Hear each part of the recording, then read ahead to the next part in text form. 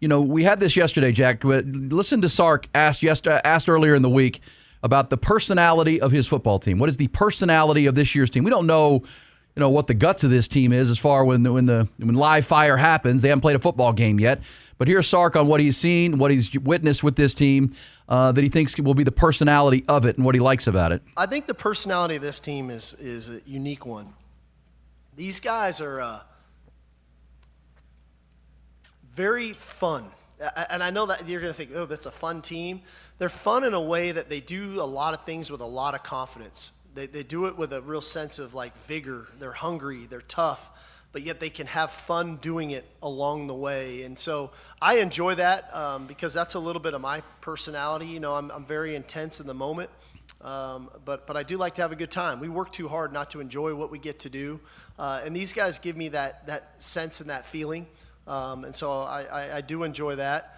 All right, so and we talked about it yesterday, Jack, when we played that for the first time, is they've got juice. I mean, this team has, a swag to it, which, that's a younger term, I guess, but you know what I mean. Guys like Colin Simmons don't mind popping off a little bit, and they're very confident in their abilities. Anthony Hill's a great player. Not as much. Anthony Hill's probably he's the quietest of those guys, but, they'll talk a little bit. And the one guy that we're all learning will talk a little bit and let you know about it is Arch Manning, your starting quarterback. I mean, he might talk as much as anybody on this football team, which I think is interesting. And we played this a couple times yesterday, but I think it bears playing. Listen to Michael Taaffe talking about how good this defense is, but also that he feels good about the offense because there's a quarterback, there's a linchpin over there that leads the way and is not going to back down to anybody. Here is Michael Taaffe. It means a lot that the coaches trust us to bring the juice. But what is cool this year is we got a quarterback that has the most juice I've ever been around. Not just a quarterback, but a player. And as I said, most juice I've ever been around. I said that a lot yesterday, but come on.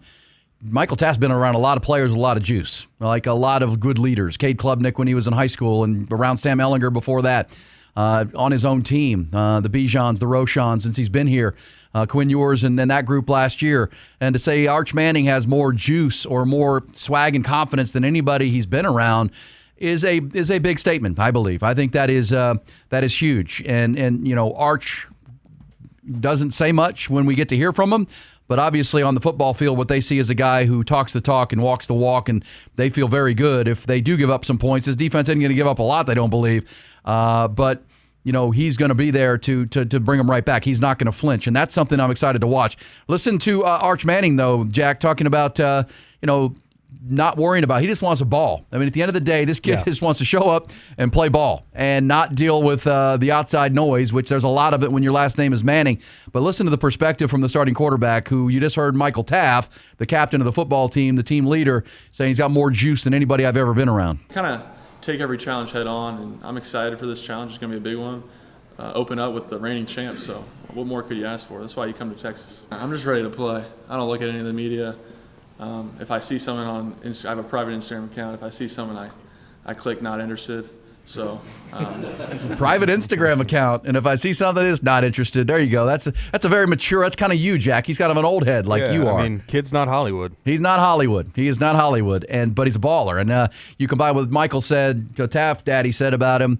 You kind of like where you're going with your quarterback. But let me shine a bigger spotlight on that, and that is the recruiting class of 2023, right? With all the guys, every guy is off to the NFL, and all the national pundits are saying, well, how's Texas going to replace 12 guys or 13 guys off to the NFL? Quarterbacks, star left tackle, star players all over the place. Matthew Golden, the first-round pick. Jahdae Barron, a first-round pick. How are you replacing all that? Well, we're all going to find out if they do, and if they can be to that level or even better. If they do, Jack, you cannot say it without the 2023 recruiting class. And for folks who don't follow recruiting, and that's fine, let me remind you, the 2023 recruiting class was not going gangbusters in the month of June. Remember, now the recruiting calendar is all summer long, right? You want the hay in the barn for your recruiting class by the end of July, really. And if you remember that, Jack, in 2023, what happened on June 23rd of 2023? Kid named Arch Manning committed on that social media account. His first tweet ever said, I'm committing to Texas. He was the first one. And that led to an incredible recruiting class that finished number 3 in the country that year. But think about this as far as Texas, this coaching staff and development. That recruiting class out of high school, this doesn't even include the portal players they added, but out of high school, Jack, they had 25 commitments in 2023. 18 of them are still on the roster today. Only 7 have moved on, and most of them because they didn't see a path to the field. And Jonte Cook was just a mess off the field. He's already on his 3rd team now. But Sadir Mitchell, probably the biggest loss at defensive tackle, but they've tried to replace him through the portal. But Celia Kana, Darian Gillette, Samaje Burrell, Peyton Kirkland, Billy Walton are the 7 players who are not on the roster. Everybody else is still on this team. And, Jack, to say that they are the guts of this team, think about it. It's your starting quarterback who brings the juice. It's your starting All-American caliber left tackle in Trevor Gooseby. Your backfield duo of Trey Wisner and C.J. Baxter were a part of the 2023 class. Arch's favorite target, DeAndre Moore, out of the state of California, Demo as they call him, tight end Spencer Shannon. Think about that on offense. That's your starting left tackle, your quarterback. When Arch committed, he began to recruit and help bring C.J. Baxter, a 5-star top running back in the country from the state of Florida, and Trey Wisner from DeSoto. On defense, pretty good. Anthony Hill and Leon Lafau, your middle linebacker, and your other linebacker. Manny Muhammad, Derek Williams, and Jelani McDonald in your secondary. Colton Vosick is a part of that recruiting class as well, who's going to be a core guy in your rotation. 18 players. All of them, 12 of them are on the starting level or just off of it. 6 others are in the rotation. Yeah. This is the guts of your team. This is where when Sark says the personality is fun and swag, this is that group. This is the group that drives that. Michael Taaffe's a part of it. Colin Simmons came the year later and a bunch of other really good defensive players. But the core of this team, to me, the heartbeat of this team comes from that 2023 class, and it's credit to Sark and his staff, in my mind, for evaluating, getting Arch, which led to the Pied Piper effect, but they've kept them. And that's the hardest thing to do, retention in this day and age. And the 6 or 7 that have moved on probably weren't going to play a lot at the end of the day, and they've replaced most of that through they've actually improved it through the portal with experienced players that have come in. So credit, 2023 recruiting class, 18 guys, and 11 or 12 of them are going to be the leaders of this football team. Absolutely. And frankly, I would be pretty shocked if this doesn't have at least 3 first-round picks out of this class in the NFL. Oh, I agree. I mean, Anthony Hill and Manny Muhammad or Malik Muhammad are basically Arch. guarantees, and then Archibald Manning. If he's anything that and he's Trevor supposed to be. Gooseby's trending in that direction. And Colin Simmons is going to be a first-round draft pick, but that's 2022. You're right about that. I wouldn't be surprised if C.J. Baxter is a first-round pick towards the back. I mean, with guys like Omarion Hampton. But you could see C.J. Baxter like one of those top 50 picks, right? Exactly. We saw Travion Henderson and Quinton John Judkins and those kind of guys. But listen to C.J. Baxter. He's back and healthy with the big smile. Listen to this about that class of 2023 and how tight they are. I mean, the bond that they have, and how Arch Manning is indeed the straw that stirs their drink. Yeah, I know Arch was a big part of your recruitment. You just mentioned Trey as well. What is it like for it to be y'all's time to finally be a part of it? Yeah, so Arch, his name is what it is. He's Arch Manning. But at the end of the day, that guy, he works his behind off. He wants to be great. We share locations on our phone, and I would leave the house at like 5:30 in the morning just to see if I can beat him to the facility. And I can't. I haven't been able to beat him or Demo yet to the facility.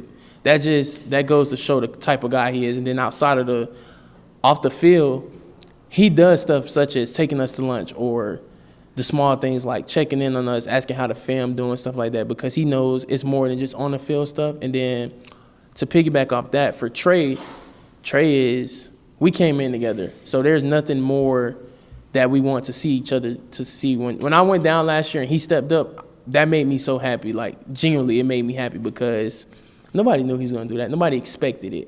But I knew he was going to do it. Us in the building, we knew it. So he deserves everything he got and what's coming for him in the near future. Arch does, and so everybody else. All right, so there you go. And I love that.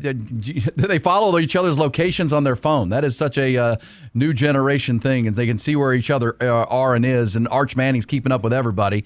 And so, again, just the long and short of this, 2023 class, they're bonded. There's 18 of them. They came in together, and you've heard this from college football players forever, that class that you were recruited with, that you signed with, that's your group. That's your dudes, man. And for Texas, 18 guys who or the heartbeat of this team around some other really, really good players and portal additions.